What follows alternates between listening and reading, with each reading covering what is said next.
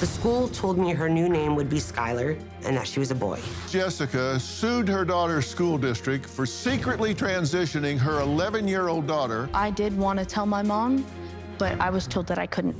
Did you have any guilt for hiding something from your mom? I felt horrible. There's a policy at schools called the parental secrecy policy. Keeping it secret from parents doesn't help a child because it could kill the child.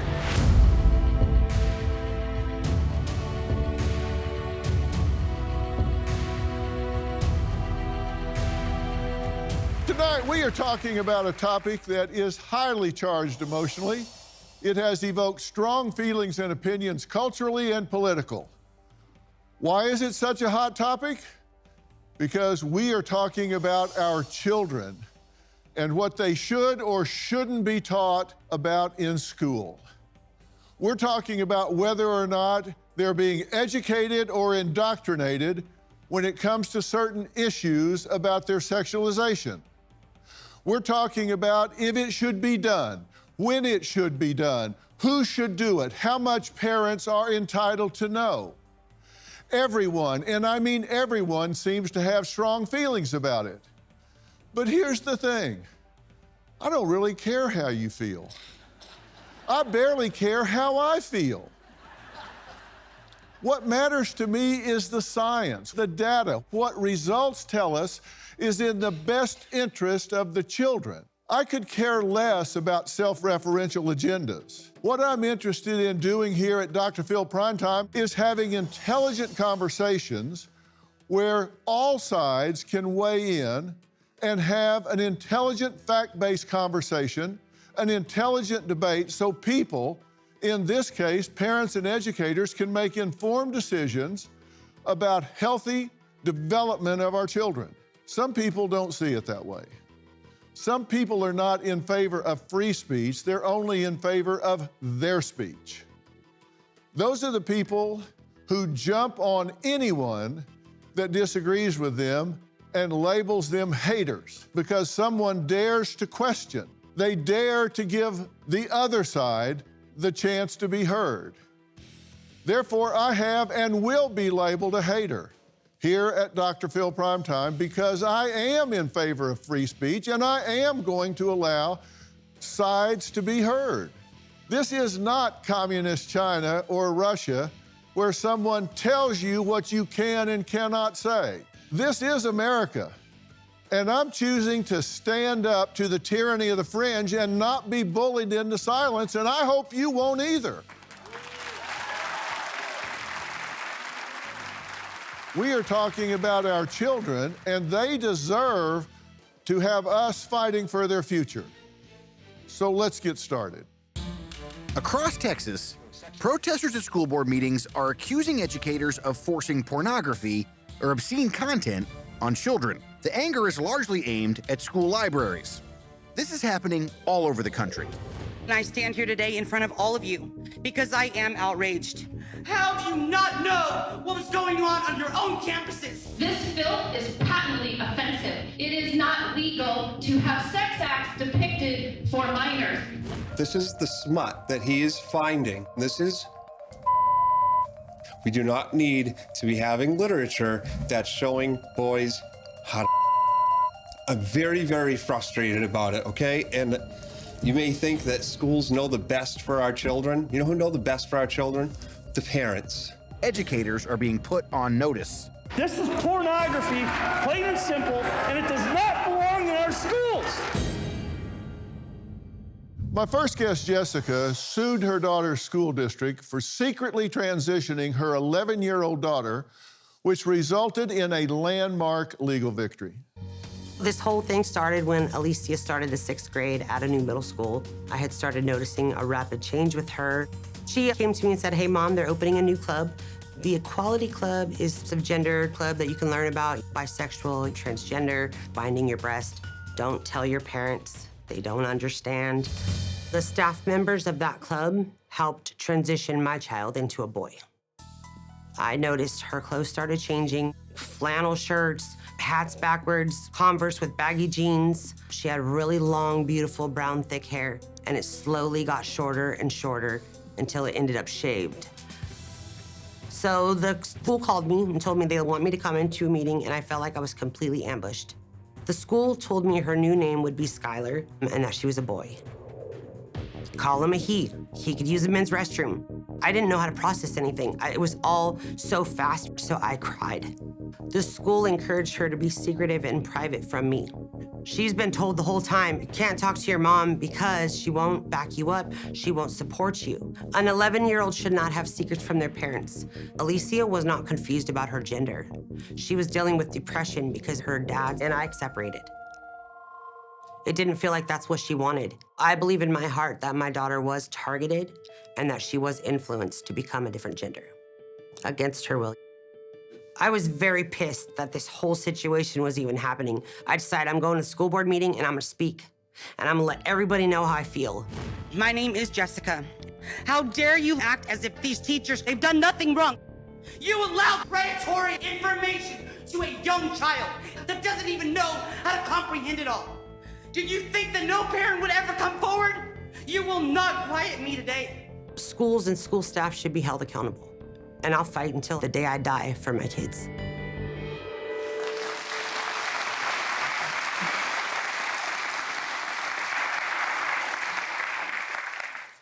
You felt pretty strongly about that.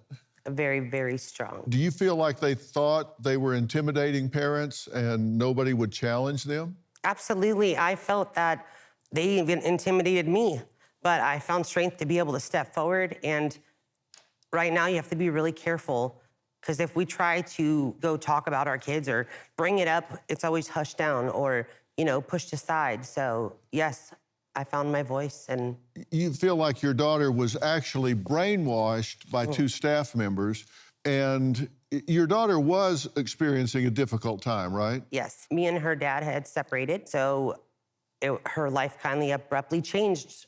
Her depression, her sadness kind of came from, hey, things just changed really rapidly in my household. And children do have a reaction to that. Absolutely.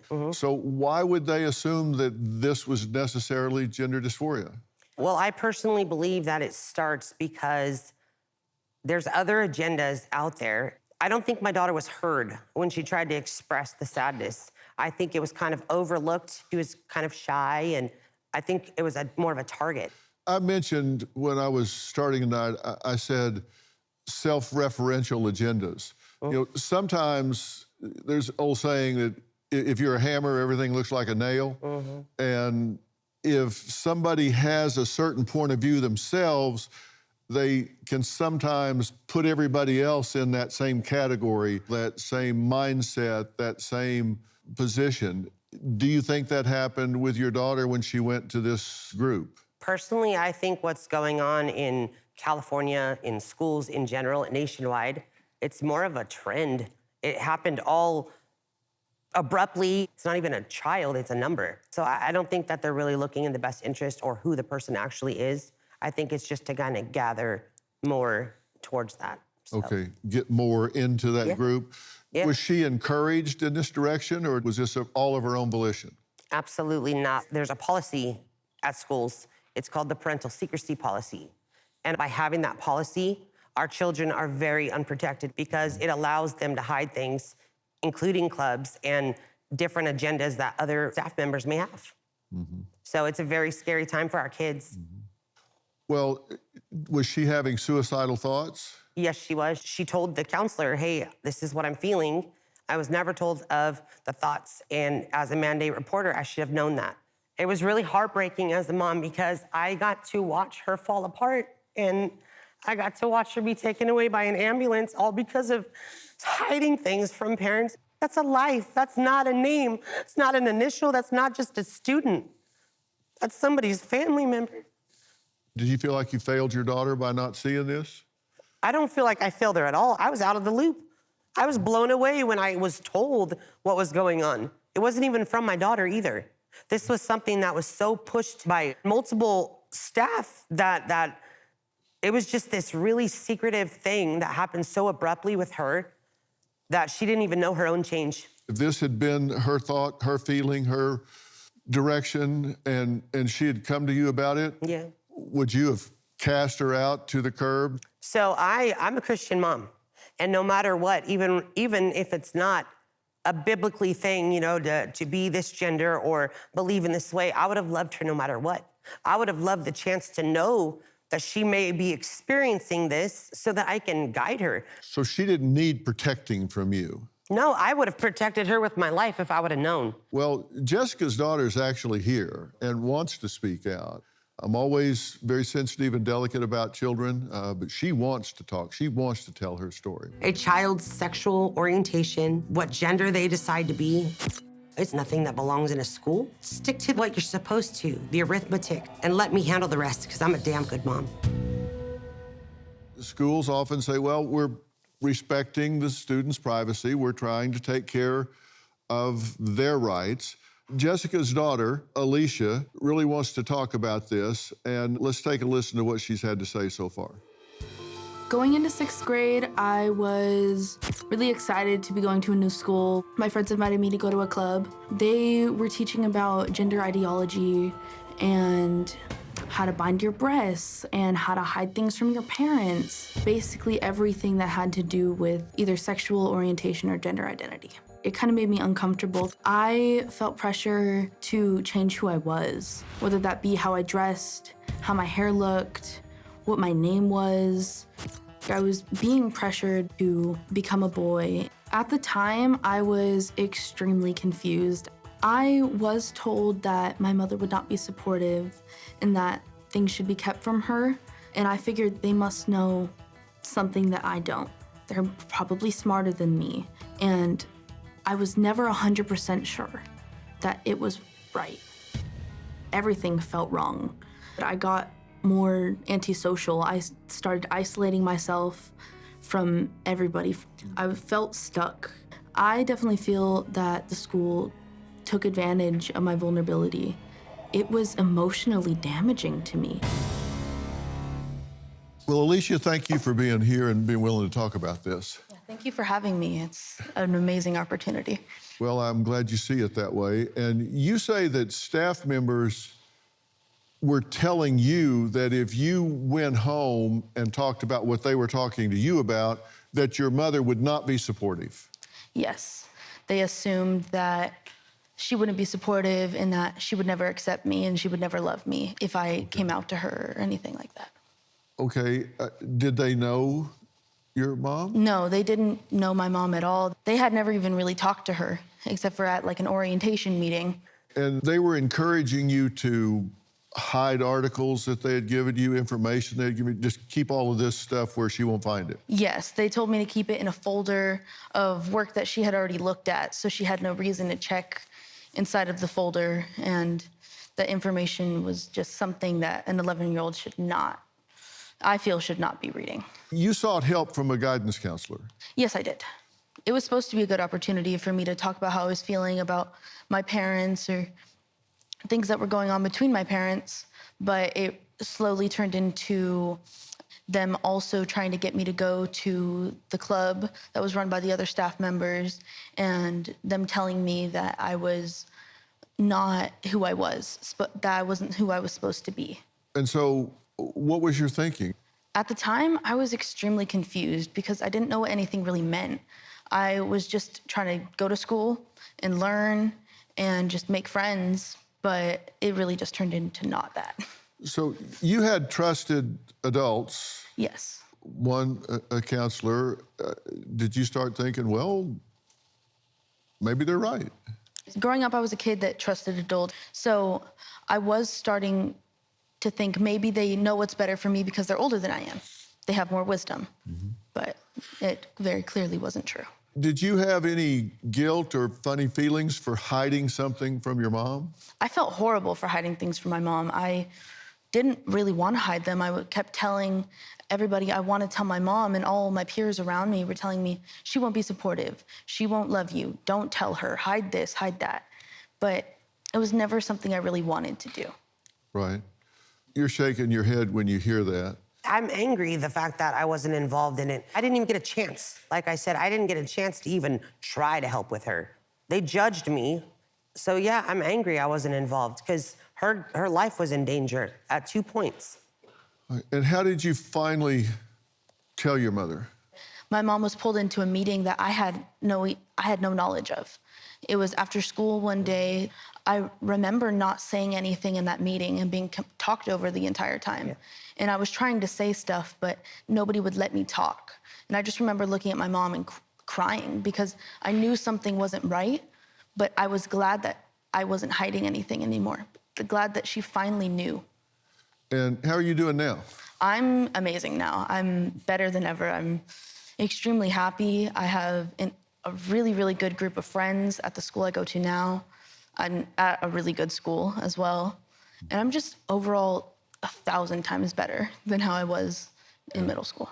And how do you get along with your mom? She's my best friend. We talk about everything. Good. I want you guys to continue to contribute as we go along here.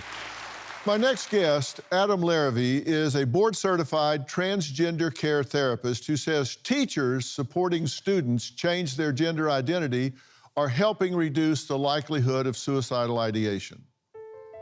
The number one thing that we can do if we want to reduce statistics around suicidality for trans youth is to honor their pronouns, right? So right now, if 1 out of 2 trans youth is going to attempt to commit suicide or think about attempting to commit suicide, when we honor their pronouns, those statistics drop by half. It's a matter of saving lives. All right, Adam, thanks for being here. Happy to be here.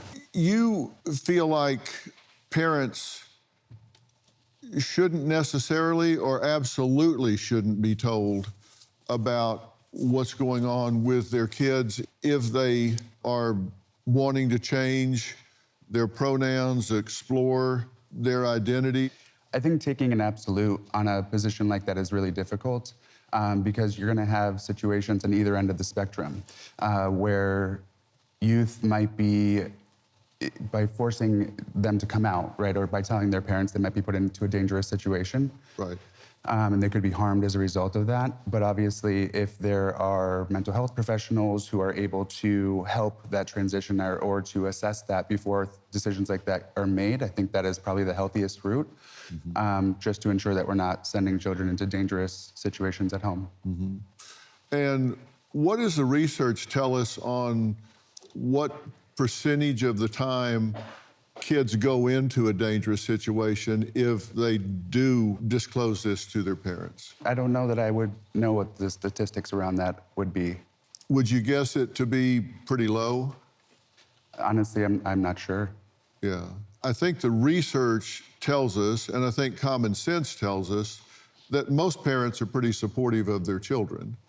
But you do have mouth breathers that if you send their kid home and they tell them something that's non-traditional, they're going to have a bad reaction to it. And those kids are probably in a bad situation from the jump, no matter what. But that would be a really, hopefully, a low percentage of the circumstances.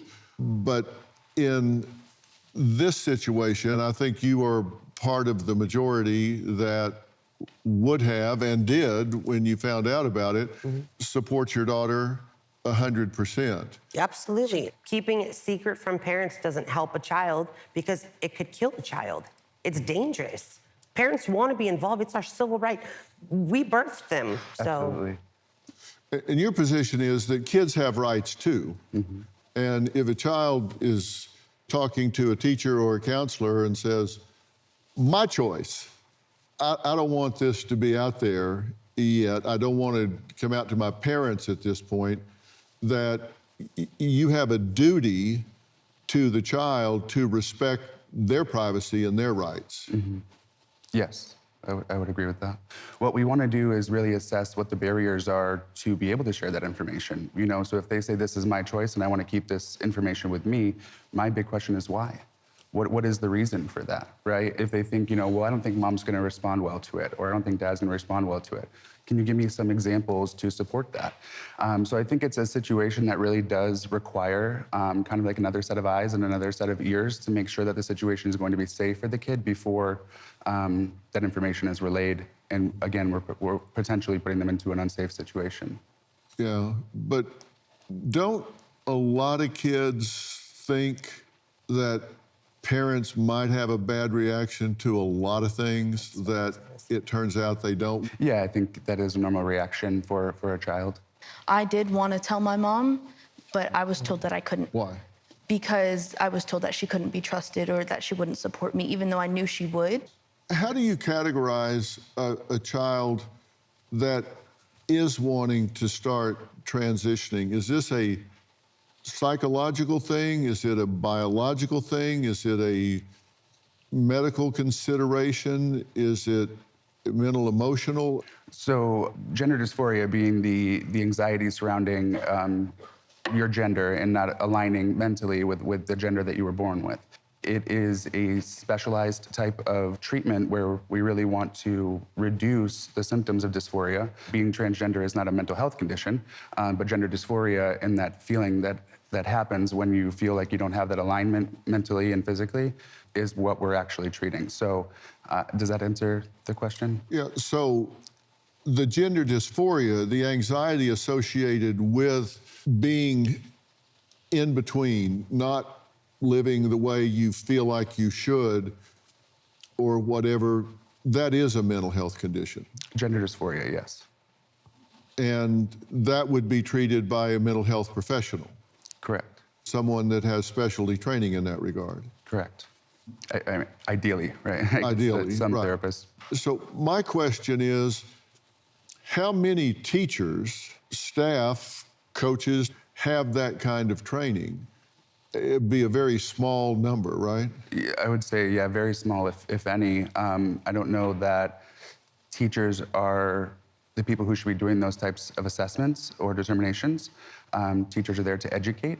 I think, teachers' responsibility is to create a safe classroom for everyone who's in that room.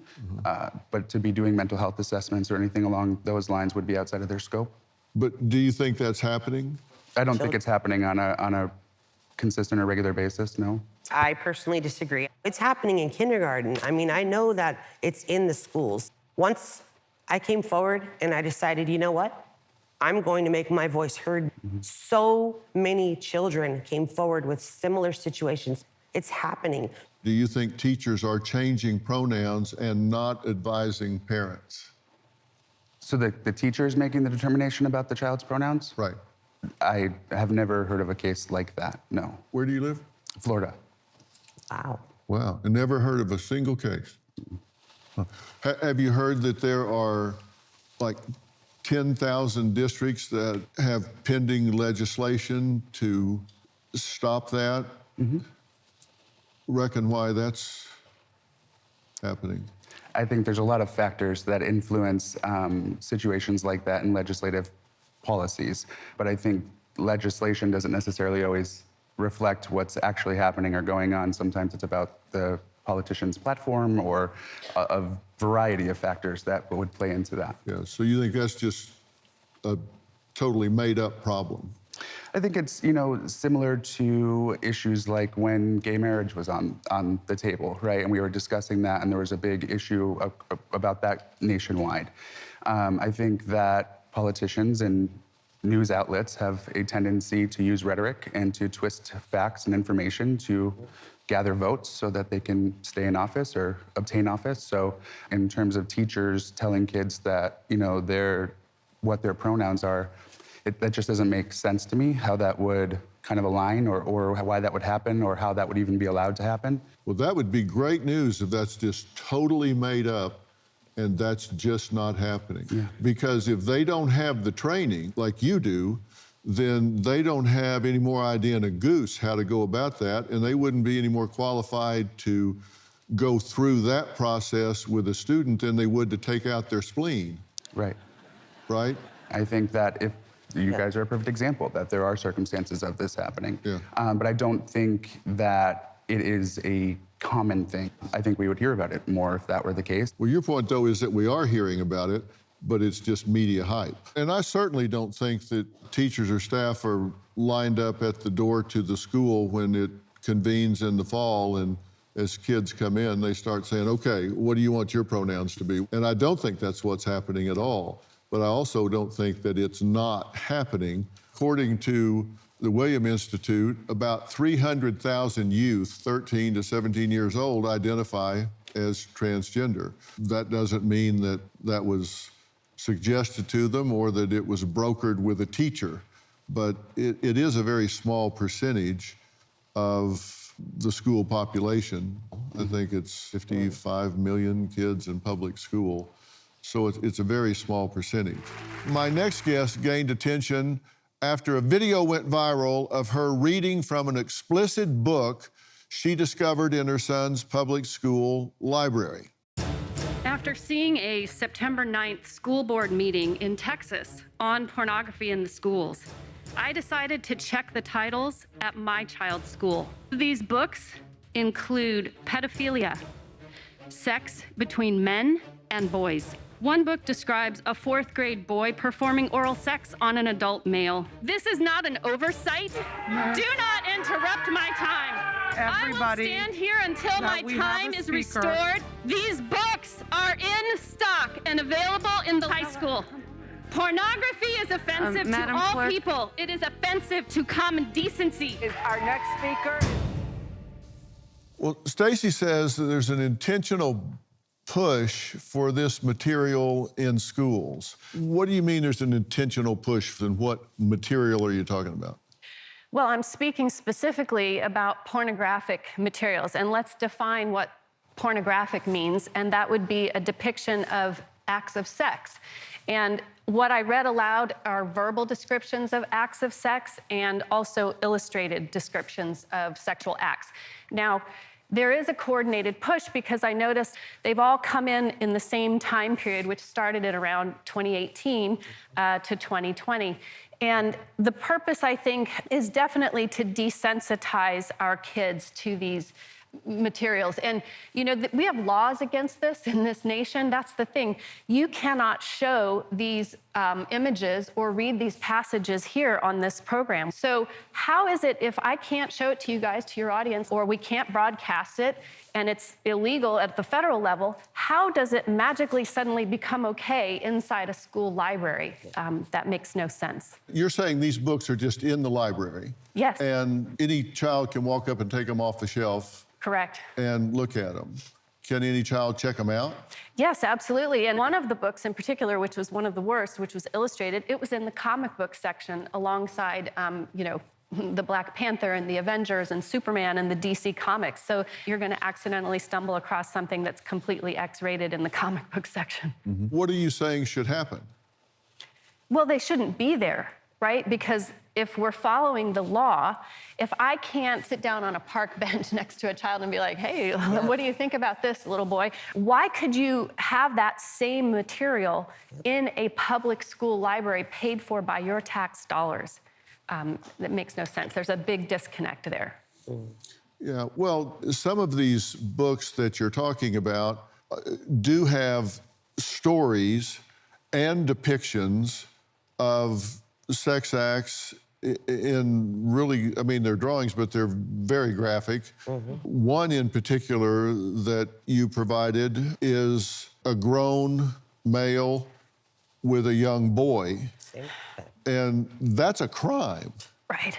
That's criminal in all 50 states, but yet it's in a library and it's not being depicted as defining a crime.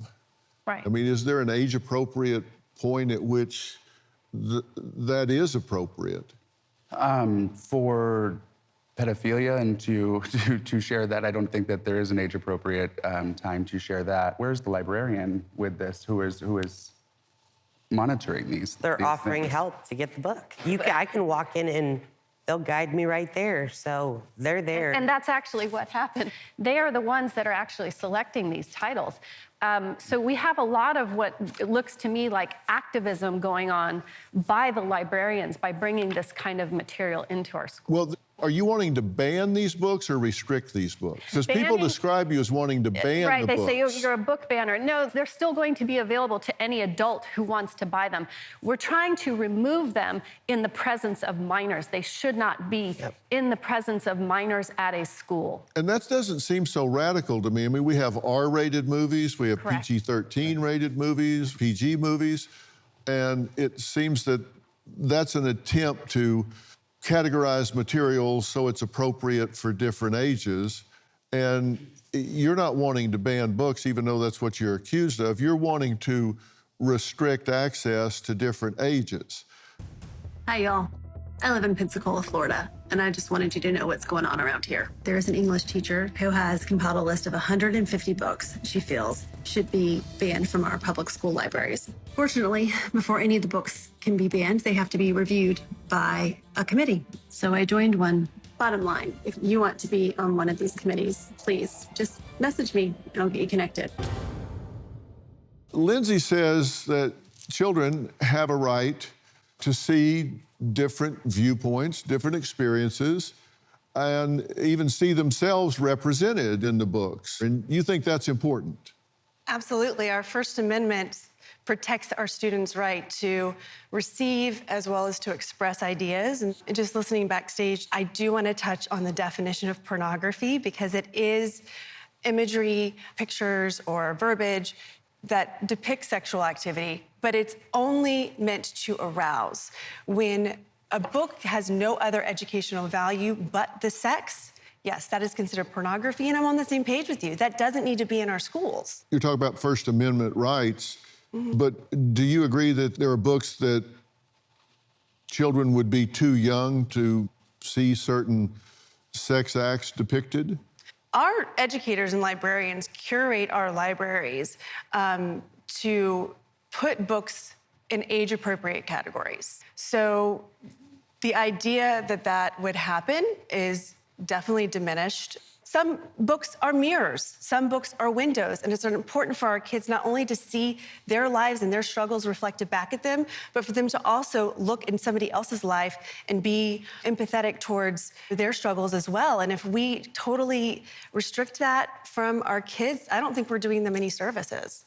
Well, now answer my question. Saying that it's a mirror, sometimes it's a window, that might be a nice description, but if you haven't reached a developmental point where you can respond to something with some objectivity and separate yourself from it and instead be traumatized by it, scared by it, not know how to talk about it to an adult, that's not appropriate material for a child. Absolutely there are. And some of these books that we're talking about, though, they are meant for 17, 18-year-olds. They are meant for adults that we're sending off to war.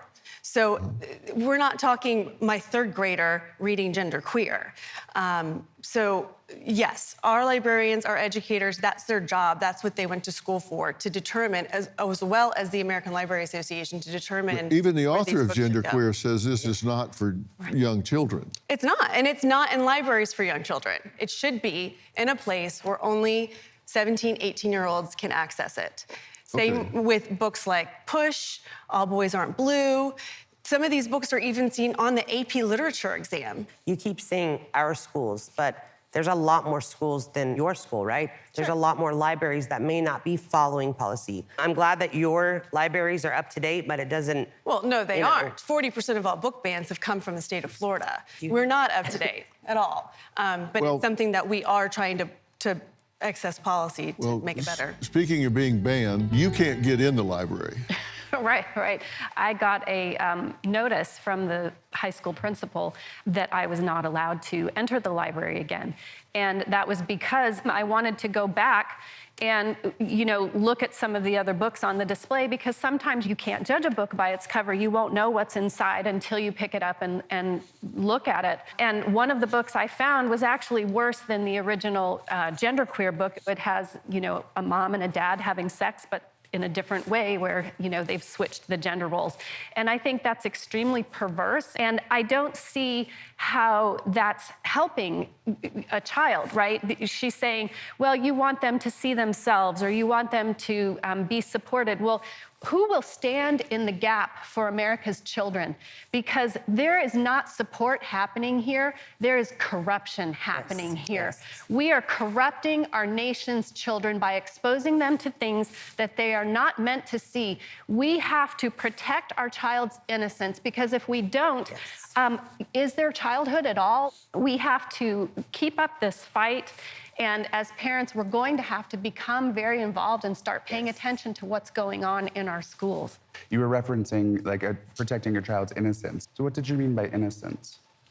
Well, all children have a right to their innocence, right? And we all recognize this. I'm sure you're not in favor of child prostitution or human trafficking. And one of the ways that that's accomplished is through the use of pornography to desensitize the kids so that they're more vulnerable. It's called grooming. We are grooming kids in a way that's going to make them more vulnerable to predators and vulnerable to gender dysphoria and other mental health issues. I mean, we keep saying pornography, but that's not really what's happening here. These are not just pornographic books that are being banned. You're talking about, in my community specifically, a lot of the books that have been challenged based on LGBTQ indoctrination, race baiting, things that, I mean, a story about Maya Rudolph, race baiting, Rosa Parks, race baiting. So to what end? How far are we gonna take this? You know, one of the things that has been very controversial, and it begins with recognizing a young person wants to change their pronouns, is then the next step is getting into gender affirming care.